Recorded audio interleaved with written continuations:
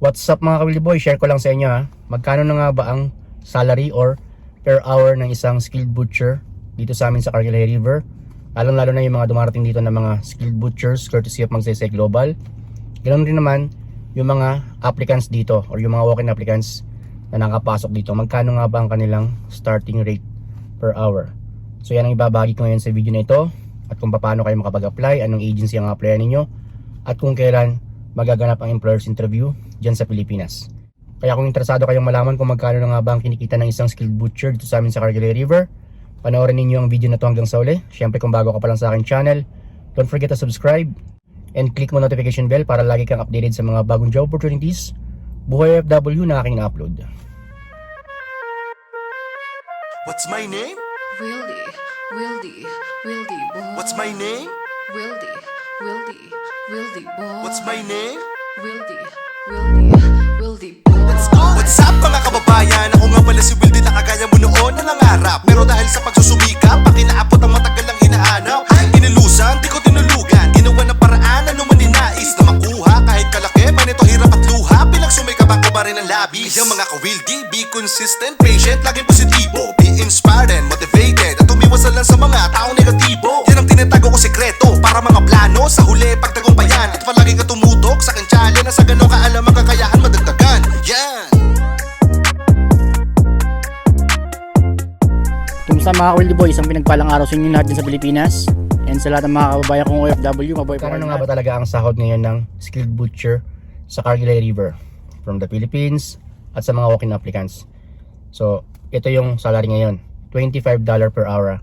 Kung ikaw ay skilled butcher from the Philippines, courtesy of Magsaysay Global. Pero kung ikaw naman ay isang walk-in applicant, iba ang iyong starting rate mga Kawili Boy. Take note pinaliwanag ko yan sa video na ito. Dahil ang mga walk-in applicants, hindi sila nag-undergo ng agency, kumbaga, hindi sila nag-undergo ng mga skill test. Sila yung mga applicants na hindi na ginasusan ng kumpanya. Compared sa mga applicants sa Pilipinas, nag-undergo sila ng mga proseso. Nag-apply sila, initial interview, employer's interview, nag-provide sila ng video presentation, until nag-IELTS sila, nag-medical, pin-provide nila yung mga documents na kinakailangan para maging qualified applicant hanggang sa ma-select, until hintayin nila yung araw ng deployment. Ang trabaho dito by level, 0 up to level 5. Magkakaiba ng rate yan. So ako, level 2 ako as of now mga Kawili Boy. Ang trabaho ko ay sa kill floor, sticker ako. Pero 3 trabaho ang ginagawa ko doon. Rotation kami. Open pattern, sticking, then grease. Yung pinakamadali doon yung grease kasi hindi ako naghahawak ng knife. So yun, dito pala, pag sinabi mo na level 0, 1, 2, 3, 4, 5, it doesn't mean mababa yung level mo or wala kang level, easy money ka. Yun yung tumatatak sa utak ng iba. Level 5 siya, mas mahirap ang trabaho niya. Level 4 siya, hindi ganun kahirap. Level 3, hindi ganun kahirap. Dapat ninyong malaman ito. Mahirap ang trabaho, lalo na kung hindi mo alam. Kaya yung iba kasi nagmamarunong, nagyayabang. Madali lang ang trabaho niya kasi level 1, walang level. Bakit hindi mo subukan muna kung trabaho niya kung kaya mong gawin? Mahirap ang trabaho lalo na kung hindi mo alam. Ganun talaga ang realidad mga Kawili Boy. Okay, balik tayo sa level Yung level 0, usually hindi yan humahawak ng mga knife. Pero hindi ko rin sasabihin talaga na madali. Kasi lahat ng trabaho dito talaga mahirap. Kahit yung clean up, mahirap yan mga kabayan. Dahil lahat halos ng area kinakailangan mong busisiin sa paglilinis yan, pagliligpit. May mga job tasks sila na hindi mo kayang gawin. Kaya hindi natin pwedeng sabihin na easy money yun. Now yung level 1, may mga knife yung iba tools, ibang tools na ginagamit. And then level 2, kagaya ko, kutsilyo. Level 3, pag nandun na sa fabrication, usually mga meat cutter yung nandoon. Mga gumagamit talaga ng kutsilyo, deboners. Meron din namang na-assign doon sa saw, and then sa grinding. Meron din doon sa fabrication. And meron din mga area dito na naka-assign ka sa mga boxes, vacuum, napakaraming mga department mga Kawili Boy. Kagaya na nabanggit ko kanina, ang trabaho dito ay by level, hindi nangangahulugan na 0 level or level 5 ay kinakailangan mo ikumpara, lahat mahirap. Kaya sa mga nangarap makarating dito, kinakailangan nyo lamang maging ready. Para kayo ay makapag-apply, kinakailangan meron kayong karanasan, at least 2 years experience, at dapat meron kayong certificate of employment.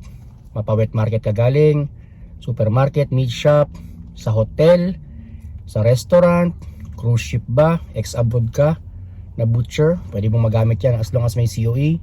Ang job title mo ay butcher or meat cutter. Hindi sila magkasama.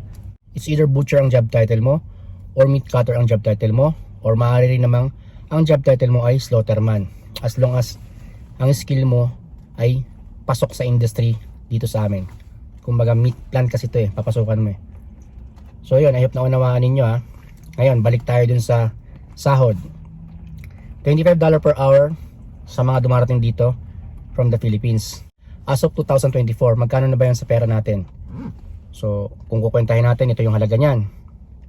Sa isang oras pa lang yan. Ngayon, ang trabaho dito, 40 hours in every 5 days. So, minimum yun mga ka-Wildy Boy ha. Kung nagkakaroon man dito ng pagbabawas ng oras, pinakamababa na yung 32 hours. Guaranteed na yun. So, hindi ka bababa sa 30 hours dito within 5 days. At dito, babayaran ng overtime mo once lumagpas ka ng 8 oras. Pag lumagpas ka ng 8 oras, minimum of 15 minutes, babayaran yan sa iyo ng company. Now, pagdating mo dito, of course, kinakailangan mo munang matutunan yung trabaho na i-assign sa iyo. At wag din yung panghawakan kung ano yung nakalagay sa kontrata ninyo, na ikaw ay dapat nasa fabrication or ikaw ay dapat na nasa kill floor. Kasi nga yun ang nakalagay sa kontrata. Dito kayo magbe-base pagdating ninyo. Sila magsasabi sa inyo kung saan kayo i-assign, kung saan talaga ang kulang sa tao or yung talagang dapat walang availability. Kaya maging handa lamang kayo mga Wildy Boy. And then, halimbawa lang, ikaw ay na-assign sa kill floor, nakagaya ko, nilagay ka sa night shift na sticking, level 2 yan. Pag nakuha mong level na yan, prior to your starting rate na 25, magiging 25.85 ka na. Kasi nga, yan ang starting rate ng sticker dito as of 2024. Yan ang bayad sa level 2 dito. So, magkakaiba. Pagdating ng level 3, iba rin. I think ano na sila, nasa 26 na sila Level 4, level 5, kakaiba yan. So yun, pag natutunan mo ang trabaho dito, halimbawa lamang, wala pang 3 buwan na evaluation, natutunan mo na, ibibigay sa iyo ang iyong sahod or ang iyong rate per hour. Kung ikaw ay level 2 butcher, kung alam mo ng trabaho, kahit hindi pa nila binibigay yung white hat mo. Nangyari sa akin yan mga kabayan na, natutunan ko ang trabaho within 1 month, and then after 3 months, hindi pa nila binigay yung white hat ko, pero yung aking rate ay binigay na. Yung iba naman nangyayari, sinasabay na nila yung pagbigay ng rate mo sa yung white hat. That means regular ka na. So yun mga Wildy Boy, ang trabaho dito dapat may technique. Alam mo yung posture mo, yung balance mo, kutsilyo mo dapat matalas yan. Alam mo mag-maintain ng talim. Huwag din yung asahan yung magpahasa kayo ng pahasa sa knife room. Matuto kayo maghasa sa stone. Dapat din yung malaman niya kasi hindi lahat ng oras available ang knife room. What if wala silang tao doon? So naloko na ngayon, anong gagamitin mo? Dapat marunong kang gumamit ng sharpening stone. At ito yung kagandahan kapag nag-OT kayo dito. Halimbawa na lamang ang starting mo dito ay $25 per hour plus half ng iyong regular rate. So may tinatawag ditong 1.5. Yung 1, yun yung pinaka-rate mo. Just for example na lang $25 per hour. Then dagdagan pa ng kalahati ng 25, 12.5, then 37.50 ka na. Yung 37.5 mo, i-multiply mo yun, halimbawa lang nag-OT ka ng 3 oras. So ito yung magiging halaga niyan. Diba? Ang sahod pala dito mga Wildy Boy sa Cargillay River ay lingguhan mga kabayan, na hindi bi-weekly. So yun, Webes pa lang sumasahod na kami dito mga kabayan, na pumapasok na yan sa aming debit sa checking account namin. Ang sahod dito through electronic lang, hindi cash. So yun mga Wildy Boy, na-share ko lang yung salary ngayon dito sa amin sa Cargillay River as of 2024, especially sa mga skilled butchers na galing sa Pilipinas, and then yung mga walk-in applicants. Ngayon, kailan nga bababalik ang mga Cargill employers? 2025 ang kanila pagbabalik mga kabayan. Kaya kung wala ka pang karanasan, just in case lang, simulan mo na ngayon nang sa ganun magkaroon ka ng progress, experience, requirements, stay healthy ka, i-review mo ang IELTS per category. Kailangan may kasama yung reading 3.5, listening 4.5, speaking 4, writing 4 kasi kasama yan sa requirement, and then wala ka dapat criminal record. So yun mga Wildy Boy, sa lahat ng mga nangarap makapagtrabaho abroad, consistency, patience, and a positive mindset, samahan nyo ng diligence, tiwala sa sarili, tiwala sa may kapal, at tiwala sa proseso. So yun mga Kuldi Boy, bye bye na muna. Uwi na muna ako.